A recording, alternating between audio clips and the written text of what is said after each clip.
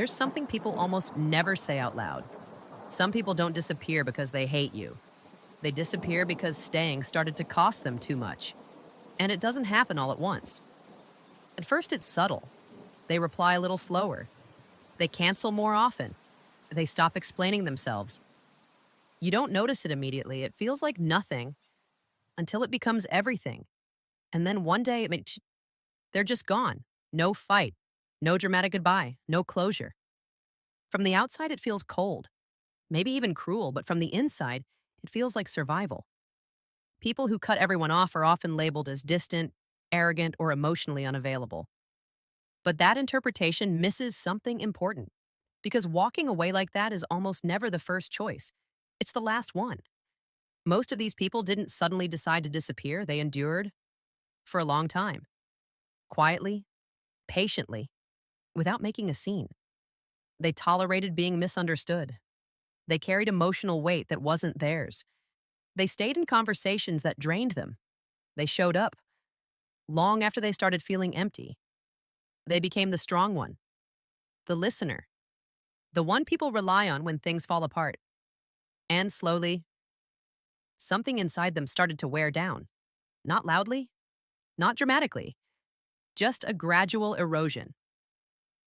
Psychologically, this pattern often comes from emotional exhaustion and a deep fear of being a burden. Many of these people learned early on that their needs were inconvenient, ignored, or simply too much. So instead of asking for support, they adapted. They became low maintenance, easy to be around, the one who doesn't need much, at least on the surface. They say, I'm fine without hesitation. They handle things alone, they don't complain, and over time, that becomes their identity. But here's where it becomes dangerous. When you don't express your limits, people assume you don't have any. And when that happens long enough, you stop noticing your own boundaries too. That's where the breaking point begins. There's a psychological state called emotional saturation. It happens when someone has been giving for too long without ever feeling truly seen, understood, or met halfway. It's like pouring water into a cracked cup. No matter how much you give, it never fills. So eventually, you stop pouring. Not because you don't care, but because you're empty. And what breaks them usually isn't one big moment.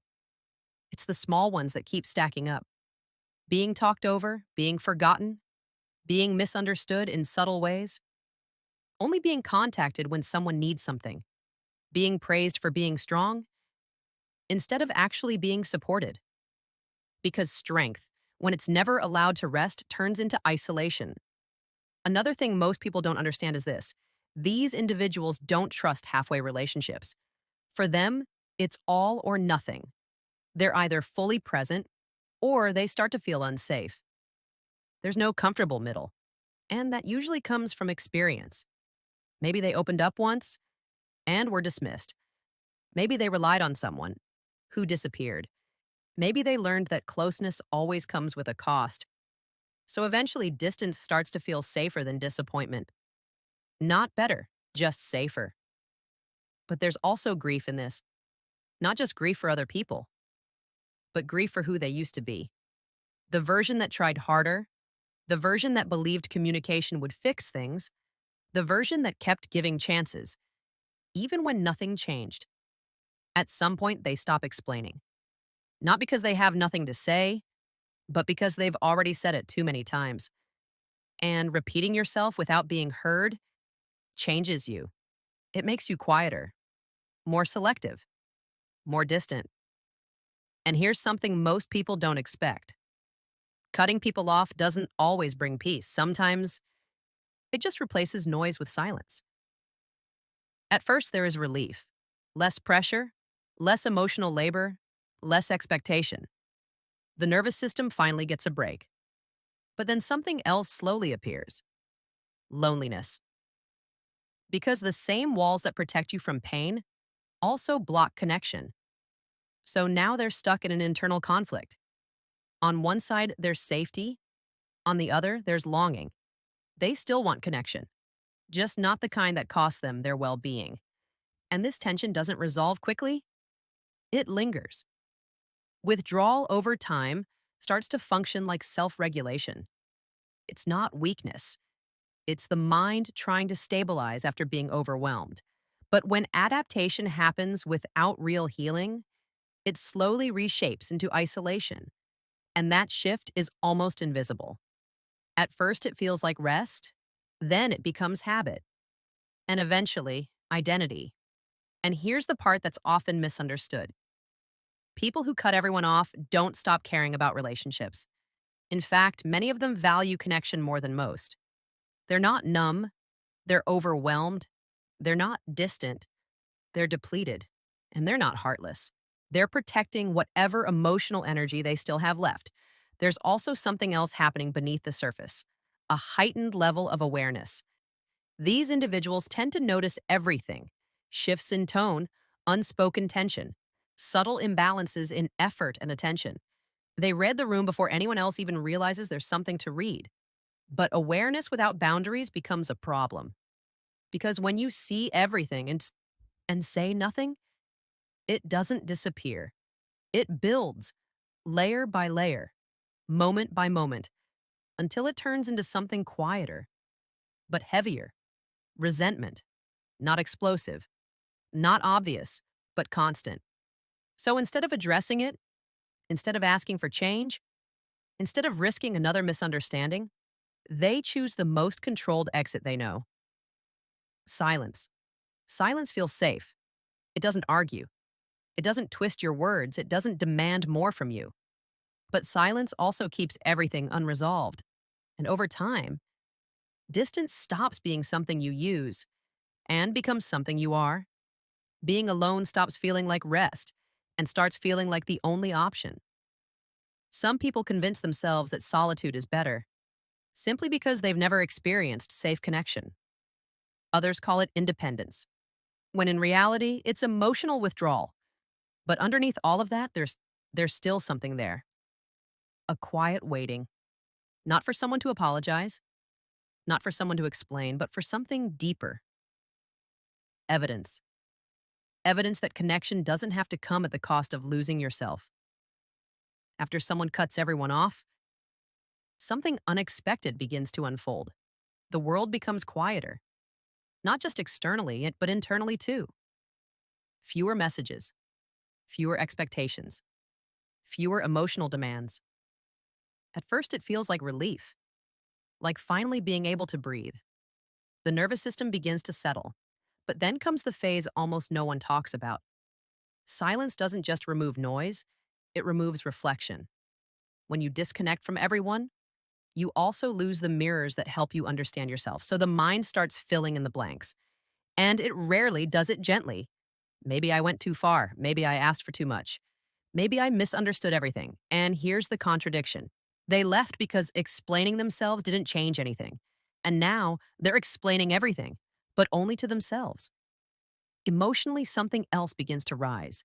Everything that was pushed aside: old sadness, unprocessed anger, lingering grief. Because distance doesn't erase what you feel, it intensifies what you've been avoiding. And this is where the real risk appears. Instead of using solitude to heal, they use it to hide. They start believing that needing less means growing, that independence means cutting emotional ties completely. But growth doesn't come from disconnecting. It comes from learning how to stay differently. Over time, another pattern forms: relational hyperawareness. A delayed response feels like rejection. A small misunderstanding feels like a warning. A simple request starts to feel like pressure. So even when new people enter their life, they hold back. They stay guarded. They stay partially present. Not because they don't want connection, but because they're no longer sure it won't cost them everything again. On the surface, everything looks normal. Conversations happen. Connections exist. Nothing seems obviously broken. But underneath, something feels missing. And eventually they start to say, I just don't connect with people anymore. But that's not entirely true. They do connect. They just don't feel safe enough to stay in that connection. Because the real fear isn't people, it's losing themselves again. So instead of learning how to stay differently, they choose not to stay at all. And while that makes sense, it doesn't hold up long term, because people don't heal by staying disconnected.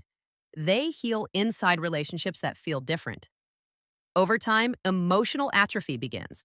When you stop practicing vulnerability, it fades. Feelings become harder to access, needs become harder to express. Even positive emotions lose intensity because joy for most people needs to be shared to feel fully real. And slowly, something shifts. They don't feel deeply sad, but they don't feel deeply alive either. Everything becomes manageable, but not meaningful. And eventually, a quiet question appears. Is this peace or is this numbness? That question changes everything. Because if distance isn't the solution, then what is? It's not going back to everyone. And it's not shutting everyone out. It's something more precise. Discernment. Healthy connection isn't about being available to everyone. It's about being intentional about who gets access to you because healing doesn't exist in extremes. It exists in the middle, in saying no without disappearing, in expressing needs without guilt, in staying present without losing yourself. Cutting people off did protect you. It gave you space. It gave you control. It gave you relief. But it was never meant to be permanent because underneath it all, there's grief. Quiet grief for what never changed, for what almost worked, for what could have been. And that grief doesn't disappear, it carries forward into future connections unless it's faced.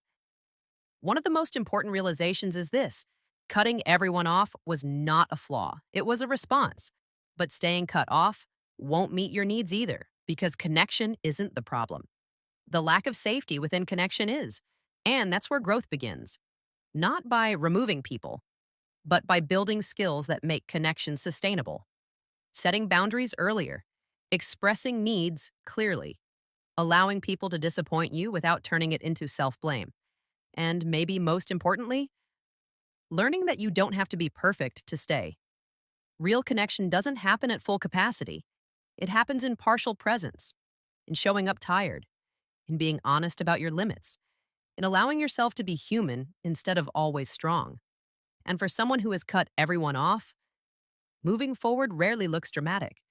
It starts quietly. One safe person, one honest conversation, one moment of choosing connection over avoidance, not out of fear of being alone, but from a willingness to be seen. Because this was never about rejecting people, it was about trying to belong without disappearing. And when that balance is finally found, something changes. They don't disappear anymore. They don't overextend anymore. They stay, not everywhere, not with everyone, but where it actually matters. And that's not weakness, that's emotional maturity. Don't forget subscribe, like the video, and turn on notifications.